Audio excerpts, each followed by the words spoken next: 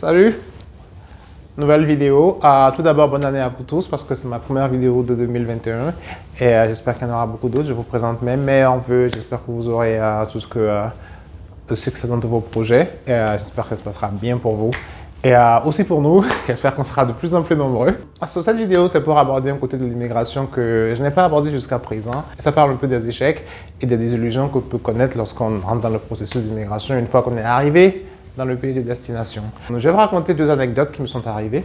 Un que je classifierais de désillusion parce que bon, c'est une désillusion. Et une autre que je qualifierais d'échec parce que ça c'était vraiment, c'était vraiment un échec. Et je vous parlerai de tout ça juste après ceci.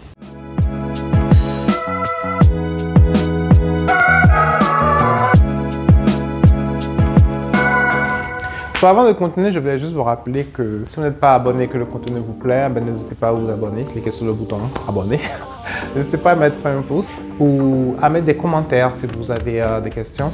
Vous pouvez aussi me joindre par email. Il y a beaucoup de personnes qui m'envoient des emails et je peux mettre du temps à répondre, mais je réponds toujours. Pareil pour les commentaires. Donc, n'hésitez pas. Donc, aujourd'hui, cette vidéo, c'est pour parler de deux anecdotes qui me sont arrivées. Un premier échec, suivi d'une désillusion, ou l'inverse. On va commencer par l'échec. Ouais, le premier c'était l'échec. On va commencer par l'échec. Alors l'échec, c'est comment je me suis fait virer de mon premier taf. Alors si vous me suivez, vous savez que j'avais mon premier taf en arrivant à Toronto. Ça m'a pris à peu près 3 mois. Donc mon premier entretien a débouché sur mon premier emploi. Ce que je ne vous ai pas dit, c'est que mon premier emploi a débouché sur mon premier licenciement. Alors je vous raconte comment ça s'est passé. J'arrive au boulot le lundi matin, je m'assois, il était vers 9h, je m'assois à mon poste, j'allume mon PC. Au bout de 9h30, mon responsable m'appelle à son desk. C'est une espèce de open space, donc tout le monde est dans le même espace, avec des petits îlots de 6 personnes. Donc un bureau, un espace de 6 personnes ici, puis 6 personnes là-bas, puis 6 personnes là-bas, bref, tout le monde sait ce qui se passe. Donc je vais à son bureau, il me dit, écoute, voilà, on n'aura plus besoin de tes services. Ok. J'étais choqué parce que pour moi, je faisais du bon travail et je ne comprenais pas pourquoi est-ce que mon contrat se terminait. Il n'y avait pas de raison, quoi. Mais c'était le cas, ça se terminait. J'ai pris le choc, j'ai pris le truc tranquillement, sportivement. Sportivement, je ne comprenais pas. Je ne comprenais pas aussi parce qu'à l'époque, je venais d'arriver. Pour moi, mon contrat devait se terminer peut-être 10 jours après. Et pour moi, c'était juste une anticipation de la fin. Mais non, ce n'était pas une anticipation de la fin. Donc, quand on me dit ça, ça me fait un choc. Mais bon, c'est pas grave, ça arrive. Je vais m'asseoir à mon bureau. Il était 10h à peu près. Et j'attendais à la fin de la journée, tu vois, pour partir. Parce que, comme j'ai expliqué tout à l'heure, c'était un open space, quoi. J'étais un peu gêné de me lever au milieu de tous mes collègues et puis de faire mes affaires pour qu'ils se rendent bien compte que le gars, il part à 11h. Qu'est-ce qui se passe? Il prend ses affaires. Bref. Je voulais éviter ce moment de gêne personnelle et je me suis dit, bon, je vais rester là jusqu'à 17h, tu vois. Et à 17h, je pars avec tout le monde et puis après, on ne se revoit plus et c'est très bien. Vers 11h, mon boss, il passe vers moi et dit, mais bon, là, qu'est-ce que tu fais là? Je dis, ben, j'attends la fin de la journée. Il me dit, non, tu n'attends pas la fin de la journée, tu prends tes affaires maintenant et tu rentres chez toi. Tu t'en vas là, maintenant, tu as fini, quoi. Ça m'a choqué. Ça m'a choqué. J'ai appris que c'est comme ça que ça se passait. C'est-à-dire quand on te vire, ben, tu pars en même temps, quoi. Il n'y a pas le côté social où on te vire et puis ben, on ne veut pas trop te foutre la honte, donc tu restes jusqu'à 17h et puis après tu pars incognito. Il n'y a pas ça. Donc tu vires, tu t'en vas, tu prends tes affaires, tu pars, tu te tires, quoi. Et c'était un échec parce que ben, pour moi, se faire licencier, c'est toujours un échec. Même si à l'époque, je ne l'ai pas vécu comme ça parce qu'à l'époque, honnêtement, je ne pensais pas qu'on me virait, je pensais qu'on me finissait de manière anticipée. Mais ce n'était pas le cas parce qu'on voulait vraiment que je quitte la boîte, quoi.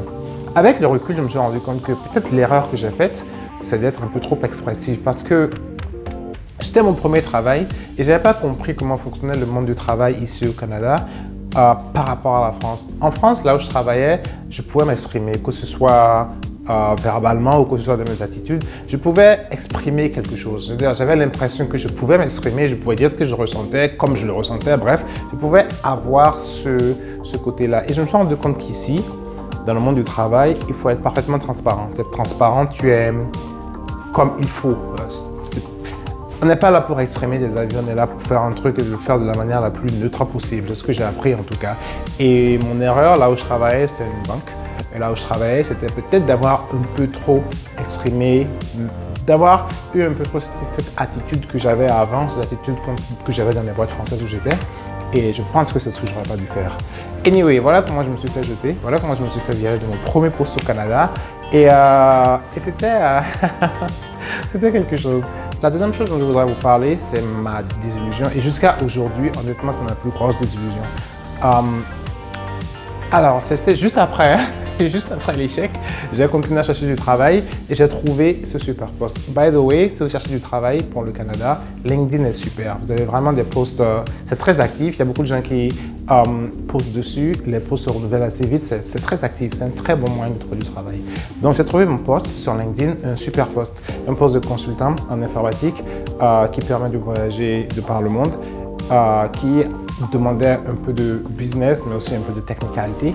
Et franchement, c'était exactement ce que je voulais. Donc, je postule et on m'appelle. Et génial, j'étais content. Je passe un premier entretien avec 2 personnes et ça se passe super bien. Ça se passe super bien, on échange bien, la vibe est bonne, tout est bien. Et je reçois un email pour passer le deuxième entretien avec 2 autres personnes, donc 4 personnes en tout. Ça dure à peu près 1 heure, 1 heure et demie. Il y a un test, ça se passe bien, la vibe est bonne, on discute, on rigole. Pour moi, franchement, j'étais au paradis, c'était génial. J'étais vraiment content. Et à la fin de l'entretien, ce qui m'a vraiment donné l'impression que le poste était à moi, c'est qu'au lieu de m'escorter directement vers la porte, on a fait un tour de la boîte. Donc, ils m'ont montré un peu où était la compta, ils m'ont montré un peu où étaient les RH. Ils m'ont fait faire un tour qu'on fait faire aux gens qu'on vient d'engager, en gros. Et donc, moi, je me disais, mais c'est super, c'est bon, c'est génial. Donc, le poste, il est à moi. J'étais absolument certain que le poste était à moi. Il n'y avait pas question que ce soit autre chose. Donc, je rentre chez moi, plein d'images dans les yeux. Je dis, putain, mais ça se passe super bien. Je viens d'arriver, j'ai trouvé mon poste. La vie est belle, quoi. Donc, j'attends. Je rentre chez moi, j'attends. Et j'attends, et j'attends. Et j'attends. Je reçois le email qui dit le poste n'est pas à vous. Vous savez, le email là, on a trouvé quelqu'un de mieux, mais bon, bref, un truc comme ça, quoi. J'étais choqué. J'étais mort. Parce que non seulement je croyais avoir trouvé un poste dans un pays étranger, mais c'était mon poste de rêve. Et le fait d'avoir reçu cet email, ça m'a vraiment mis par terre, quoi. Alors, ce qu'on vous recommande ici, lorsque vous passer des entretiens et que vous avez une réponse négative, c'est aussi d'envoyer un email à la personne qui vous a répondu, donc pour lui demander un peu comment s'est passé, qu'est-ce qui a fait que votre candidature a été écartée. Ça permet principalement de se préparer pour la prochaine série d'entretiens, parce qu'au moins les erreurs que vous avez faites ici, vous ne les referez pas là-bas. En général, ils vous répondent. Ce mec ne m'a jamais répondu. Jusqu'à aujourd'hui, je connais son nom et son prénom par cœur. Ça fait 10 ans ce truc. Je connais son nom, son prénom par cœur. Je sais exactement où il est, je sais ce qu'il fait dans LinkedIn. Mais il ne m'a jamais répondu. Il ne m'a jamais répondu. Et jusqu'à aujourd'hui, je ne sais pas pourquoi je n'ai pas été retenu. Je ne sais pas. Je n'ai pas compris, quoi. Ça ne veut pas dire que le poste devait être pour moi, mais ça veut juste dire que l'impression que vous avez lorsque vous passez un entretien ici au Canada est une impression fictive. Et c'est quelque chose que j'ai appris avec ces entretiens-là et avec ceux que j'ai passés par la suite, c'est que vous sortez toujours d'un entretien avec l'impression que les gens vous aiment, que vous êtes le candidat parfait, que le poste est pour vous. Et à la fin de la journée, vous vous rendez compte que en fait non, le gars m'a pas pris. Donc un truc à avoir en tête quand vous arrivez ici, quand vous passez des entretiens, c'est que les mecs avec qui vous allez parler ou les meufs avec qui vous allez parler, j'ai comme l'impression, c'est comme s'ils avaient, étudié la mine qu'il faut avoir en face de candidats potentiels.